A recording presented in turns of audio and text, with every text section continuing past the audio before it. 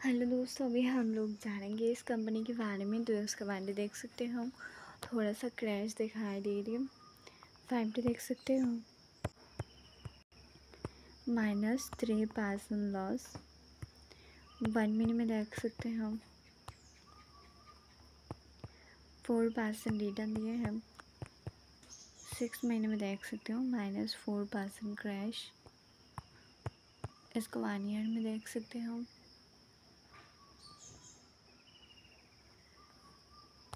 6% return. 5 year में देख सकते हो, 29% क्रैश।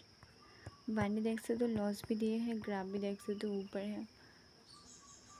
इसका मार्केट साइज देख सकते हो, पे देख सकते हो 26। मार्केट ओपन हाई लो भी देख सकते हो, 52 एक हाई लो देख सकते हो।